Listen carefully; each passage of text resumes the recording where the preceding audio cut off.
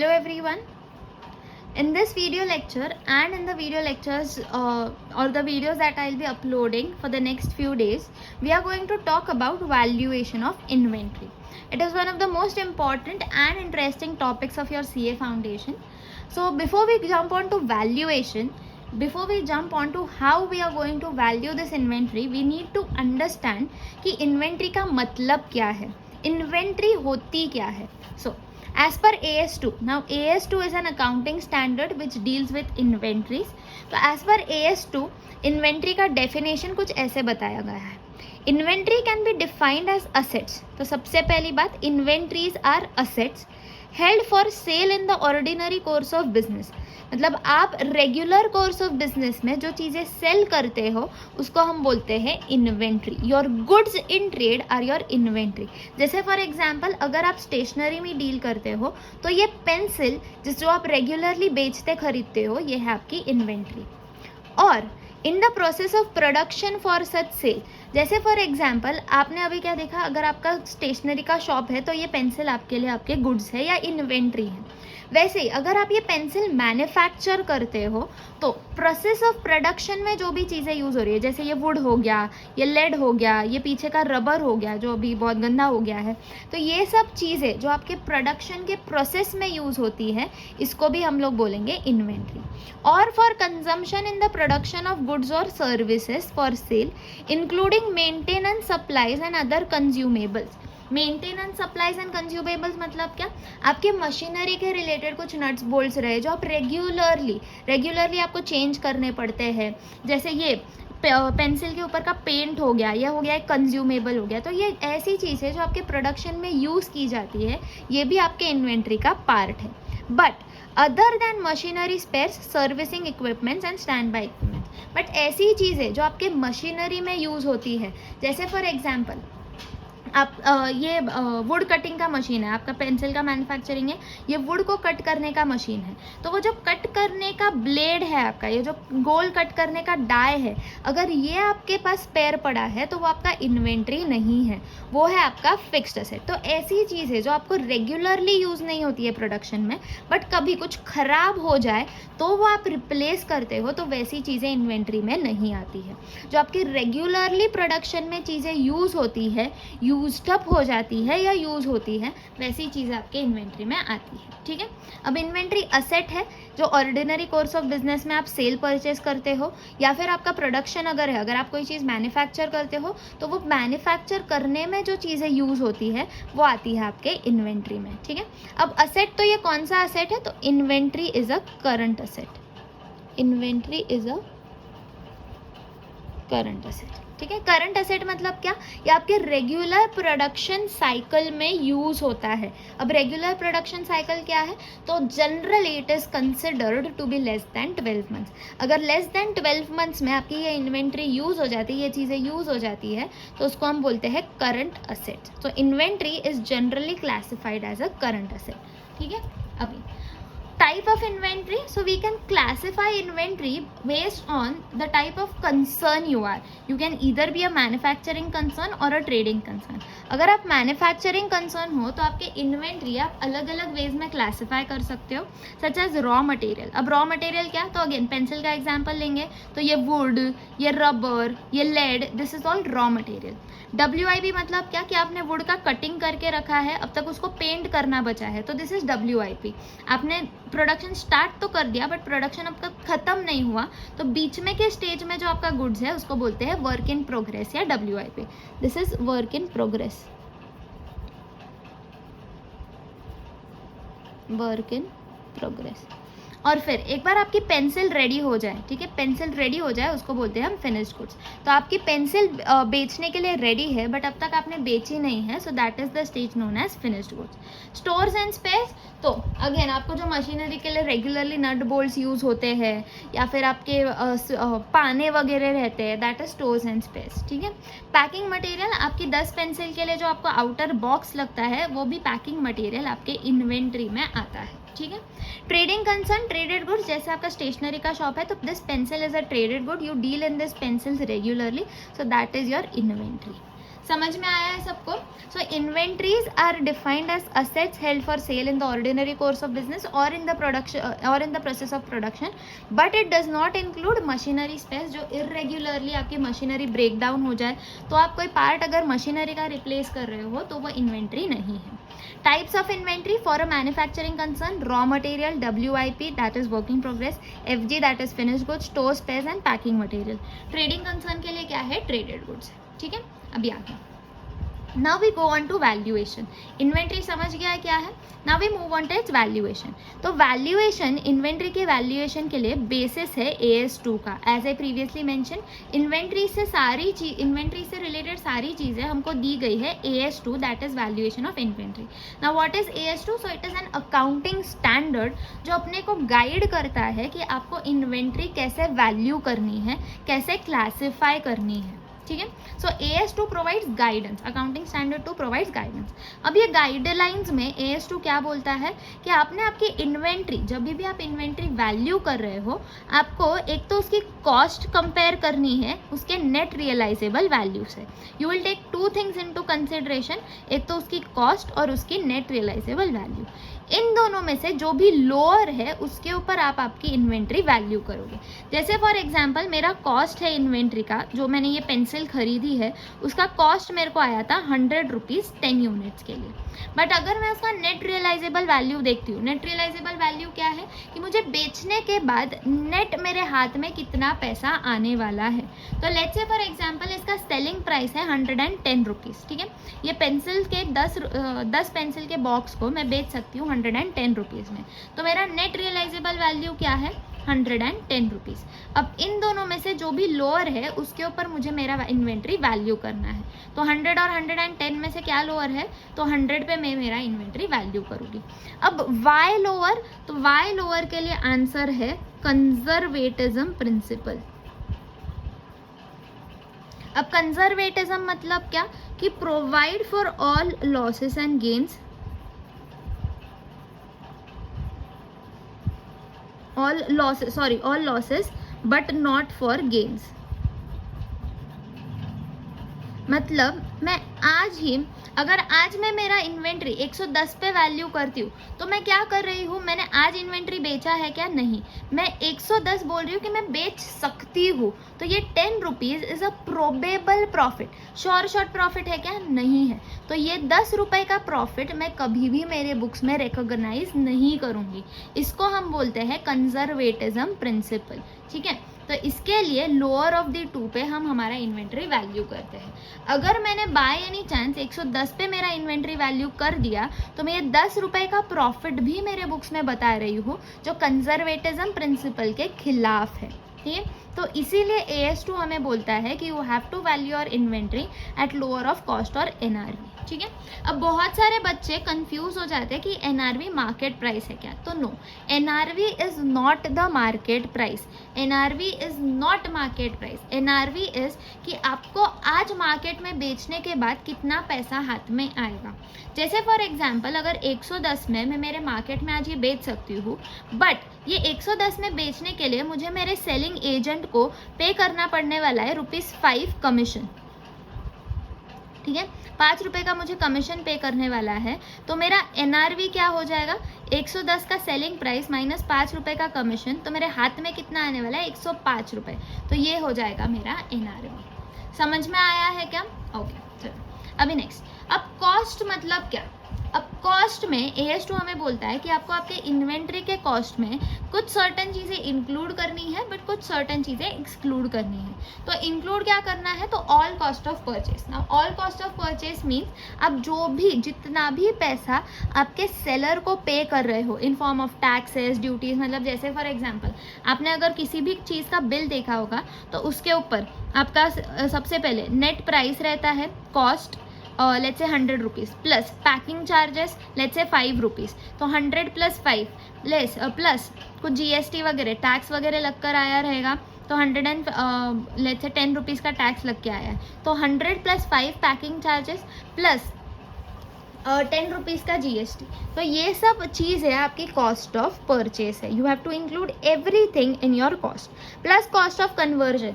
जैसे अभी for example आपने आधी बनी हुई पेंसिल्स ही खरीदी है, आपको ये इरेज़र खुद से लगाना है, तो ये इरेज़र लगाने का कॉस्ट भी आप आपके इन्वेंट्री में इंक्लूड करोगे, ठीक है।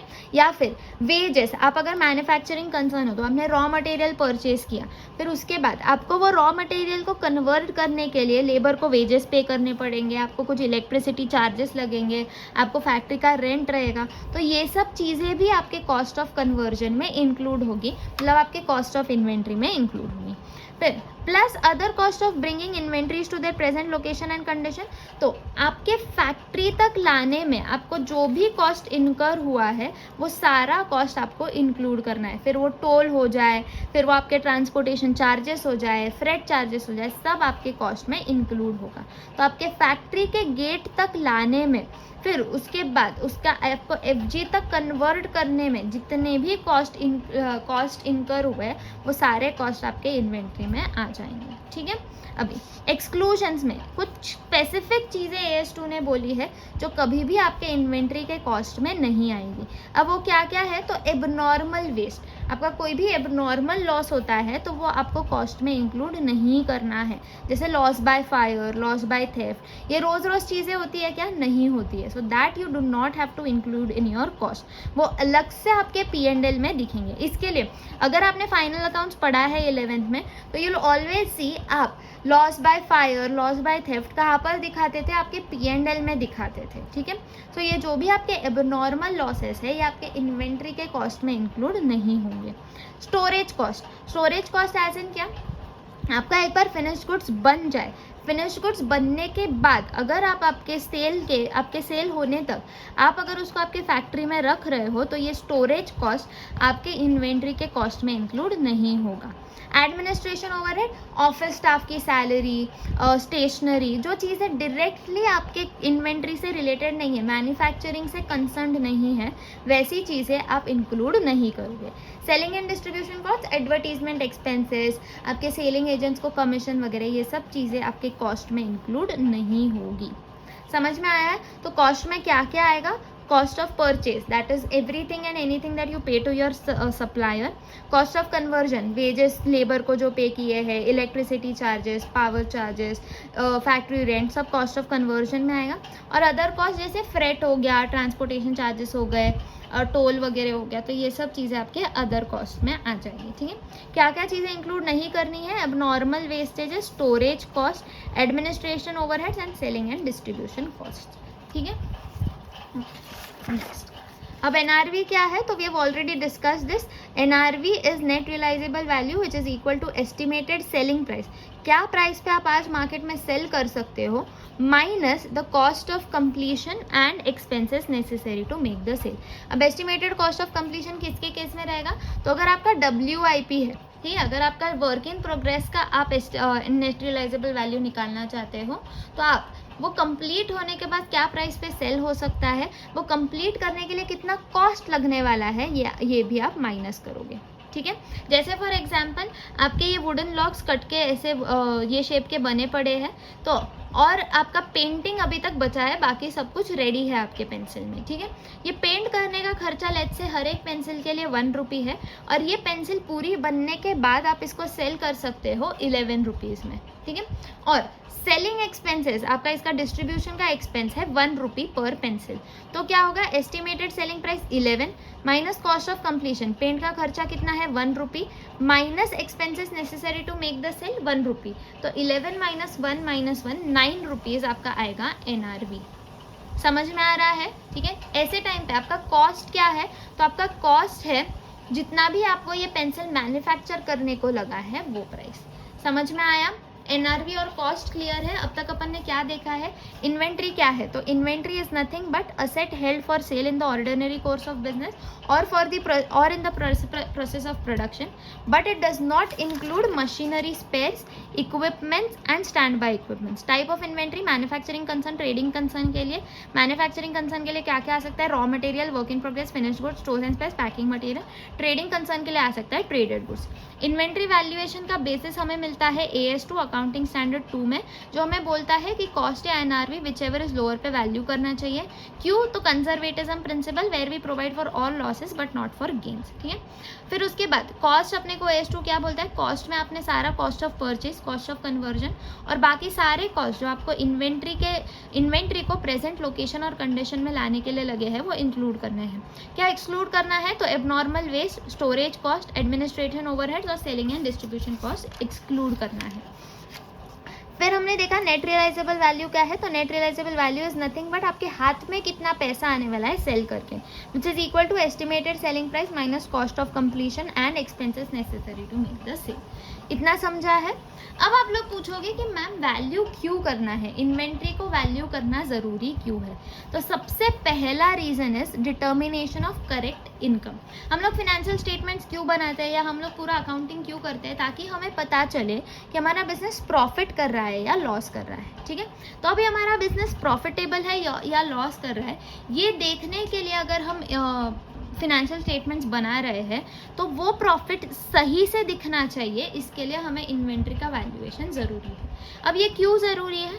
तो सबको ट्रेडिंग अकाउंट का एक फॉर्मेट याद है, क्या क्या दिखता था ट्रेडिंग अकाउंट में? Opening stock, purchases, wages, sales और क्लोजिंग स्टॉक, और फिर जो हमारा बैलेंसिंग फिगर आता था वो आता था ग्रॉस प्रॉफिट। तो अभी ऑब्वियस ही बात है कि अगर मैं क्लोजिंग स्टॉक को सही से वैल्यू करूँगी तो मेरा प्रॉफिट सही दिखेगा।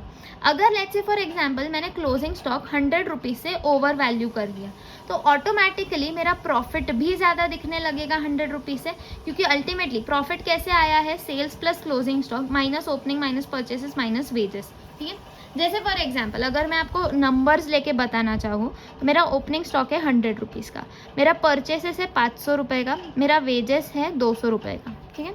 मेरा सेल्स है लेट्स से 1000 रुपीज़ के, ठीक है। और मेरा क्लोजिंग स्टॉक का वैल्यू मैंने निकाला है, लेकिन मैंने वैल्यू करके निकाला है 500 रुपीज़, ठीक है। अभी मेरा प्रॉफिट कितना दिखना चाहिए? तो 1500 माइनस 500, 1000 माइनस 200, 800 माइनस 100, 700 रुपये प्रॉफिट दिखना चाहिए, राइट। अब मैंने क्लोजिंग स्टॉक को ओवर वैल्यू किया 100 रुपीज़ से, मतलब मैंने 500 रुपये का स्टॉक 600 रुपये पे बताया। अब मैंने जब 500 रुपये का स्टॉक 600 रुपये पे बताया तो ऑटोमेटिकली मेरा प्रॉफिट भी बढ़ गया, मेरा प्रॉफिट हो गया 800 रुपीज़, तो मेरा प्रॉफिट भी ओवर स्टेटेड दिख रहा है 100 रुपीज़ से, ठीक है। वैसे ही अगर मैंने मेरा क्लोजिंग स्टॉक अंडर स्टेट किया, 500 की जगह 400 ही दिखाया, तो मेरा प्रॉफिट भी क्या होगा? मेरा प्रॉफिट भी अंडर स्टेट होगा 600 रुपये। समझ में आया है? तो अगर मैं मेरा क्लोजिंग स्टॉक ओवर स्टेट करती हूँ तो मेरा प्रॉफिट भी ओवर स्टेटेड दिखता है। अगर मैं मेरा क्लोजिंग स्टॉक अंडर स्टेट करती हूँ तो मेरा प्रॉफिट भी अंडर स्टेटेड दिखता है। समझ में आया है? ठीक है। और एक बार मैंने यहाँ पे क्लोजिंग स्टॉक को ओवर स्टेट या अंडर स्टेट कर दिया, अगले साल इसका इफेक्ट ओपनिंग स्टॉक पर जाने वाला है। तो यहाँ पे अगर मैंने मेरा प्रॉफिट 100 रुपीज़ से ओवर स्टेट कर दिया है तो अगले साल मेरा क्लोजिंग स्टॉक 100 रुपीज़ से ओवर स्टेट कर दिया है तो अगले साल मेरा ओपनिंग स्टॉक भी ओवर स्टेटेड दिखेगा और अकॉर्डिंगली मेरे प्रॉफिट पे उसका असर पड़ेगा। समझ में आया है? तो डिटर्मिनेशन ऑफ करेक्ट इनकम के लिए मेरा करेक्ट वैल्यूएशन ऑफ इन्वेंट्री बहुत ज़रूरी है। ये पॉइंट समझा है सबको? The next point, ascertainment of financial position. तो हमने मीनिंग जब देख रहे थे तभी देखा कि inventory is a current asset. Inventory is a current asset और करंट असेट दिखता है बैलेंस शीट के असेट साइड में। तो अगर आपको आपका सही फाइनेंशियल पोजीशन दिखाना है, आपके सही करंट असेट्स बताने हैं, तो आपका इन्वेंट्री का सही वैल्यूएशन बहुत ज़रूरी है। Next is liquidity analysis. अब लिक्विडिटी एनालिसिस क्या है? तो liquidity analysis is nothing but business के पास या ऑर्गेनाइजेशन के पास कितना ऐसा पैसा है या कितने ऐसे असेट्स है जो वो रेडीली कैश में कन्वर्ट कर सकता है। तो स्टॉक सबसे ज़्यादा लिक्विड असेट है after cash and bank balance. तो ये सही से लिक्विडिटी नापने के लिए भी आपका इन्वेंट्री का सही वैल्यूएशन ज़रूरी है। ठीक है। जैसे फॉर एग्जांपल अगर आपका स्टॉक दिख रहा है 2 लाख रुपए का और आपका कैश दिख रहा है 1 लाख रुपए का, तो आपके लिक्विड एसेट्स हो जाएंगे 3 लाख रुपीज़ के। तो आपके बिजनेस को इस बात पे जज किया जाएगा कि अगर आज रेडीली आपको पैसा देने की नौबत आती है तो आपके पास 3 लाख का लिक्विडिटी अवेलेबल है। ऑन दी अदर हैंड अगर आपने आपका स्टॉक गलत ये किया रहेगा, गलत असेस किया रहेगा और आपने आपकी लिक्विडिटी बढ़ाने के लिए स्टॉक का वैल्यू बताया रहेगा 4 लाख, ठीक है, बट उसका एक्चुअल वैल्यू तो 2 लाख ही है, तो आपका लिक्विडिटी एनालिसिस, आपके पास कितने लिक्विड फंड्स है, कितने मार्केटेबल फंड्स हैं या कितने ऐसे असेट्स हैं जो आज आप मार्केट में जाके बेचकर पैसा ले सकते हो, वो आपका एनालिसिस गलत हो जाएगा। इसके लिए लिक्विडिटी एनालिसिस के लिए भी इन्वेंट्री का सही वैल्यूएशन बहुत ज़रूरी है। लास्ट है स्टैट्यूटरी कंप्लायंस। तो ऑब्वियसली कंपनीज एक्ट कंपनीज के लिए मैंडेटरी करती है कि वो अपने इन्वेंट्री की वैल्यू सही से बताएं, इन्वेंट्री को अलग अलग कैटेगरीज में क्लासीफाई करें, जैसे raw material, consumable, packing material. Classify करने के साथ साथ वो आपको ये भी बोलता है कि आपने इसको कैसे वैल्यू किया है, आपने कौन सा मेथड यूज़ किया है वैल्यूएशन के लिए। ये भी स्टैट्यूटरी कंप्लायंस के अंडर या कंपनीज एक्ट के अंडर आपको आपके फाइनेंशियल स्टेटमेंट्स के साथ बताना पड़ता है, ठीक है। तो क्लियर है यहाँ तक सबको इन्वेंट्री का इंट्रोडक्शन समझा है क्या? पक्का समझा है? ठीक है, ओके। आगे का हम लोग नेक्स्ट वीडियो में देखेंगे।